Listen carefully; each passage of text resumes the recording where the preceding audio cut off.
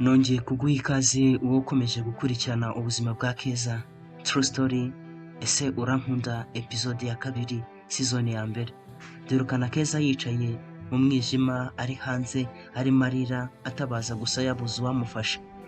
Nyuma yuko Keza yaramaze guhamagara Didier ariko agasanga telefone yiwe ntayiriho, yarakomeje aricara abonye ko bimuyobeye arahaguruka yibaza icyo agiye gukora biramuyobera. Muri iryo joro ryose Keza ntigeze aryama kuko se yari yamubujije gusubira mu nzu. Igihe cyo kuryama kigeze Keza yagiye kuryama, papa we nanone aramusohora amubwira nabi cyane yenda no kumukubita. Nuko Keza bamushyira inyuma y'urugi bamuraza hanze bo bigira kuryama. Bamaze gukinga Keza asigara hanze mu kizima wenyine. Arangije arasakuza cyane arira, nuko papa we araza arakingura aramubaza ati Keza, wemera ko nakubyaye? Keza nawe aramusubiza mu ijwi rituje ati yego data. Hanyuma se arongera arakinga yegera kuryama, nuko yongera gusiga umwana we hanze mu mwijima. Keza n'amarira menshi cyane. Kera kabaye Keza yongeye guhamagara Didier aza kumwitaba, nuko amusaba kurara hanze ko atagomba kumuharara ahubwo agomba kuza mu rugo akararana na bashiki ba Didier. Ubwo kera kabaye Keza afata inzira aragenda, dore ko yari amaze kuvugana na Didier akamubwira ko aza kumureba bagahura akamufata. Mu nzira Keza agenda yari afite ubwoba ko ashobora guhura n'abantu bakamugirira nabi cyangwa se inyamaswa. Keza yakomeje urugendo rwe nuko ahura na Didier. Akimubona araturika ararira cyane, noneho Didier nk'uwamukundaga aramufata aramuhanagura aramuhoza ndetse aramuhumuriza. Keza ndetse na Didier bafashe umuhanda werekeza iwabo wa Didier.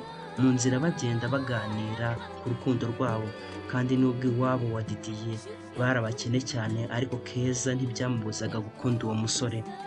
Bamaze kugera mu rugo Keza baramuganirije bumva agahinda ke, nuko ajyana na bashiki ba Didier kuryama, ariko araratekereza ukuntu se azabyakira namara kumenya ko yaraye iwabo wa Didier. Gusa ntiyabitekerejeho cyane kuko uwemeye kumuraza hanze ijoro ryose nta muwa amufitiye ndetse n'urukundo. Bukeye bwaho Keza yazindutse mu gitondo akora amasuku nk'umwana w'umukobwa usanzwe abikorera iwabo wa Didier. Nuko bagiye kuvoma, wa Keza abyuka ajya kureba umwana we aho yari yaraye. Yabanje kureba mu baturanyi araheba, nyuma aza gutekereza ko ashobora kuba yagiye kurara kwa ka gasore k'imbwa. Yagezeyo asanga bafatanye agatoki ku kandi bavuye kuvoma, nuko akibakubita amaso umujinya ndetse n'uburakari n'ikimwaro biramwica.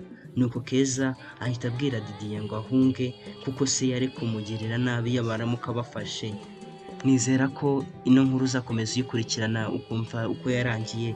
Ahangaha Keza ahita atura hasi ikibindi ndetse na Didier bagatangira bakirukanka bahunga se. Aha mubona urukundo ruzashoboka. Reka tubihanga amaso muri episode ya gatatu season ya mbere, musaba ko usabwe gukanda like and share, subscribe yo n'uruca abana kuri iyi nkuru. Ese urankunda? Murakoze cyane.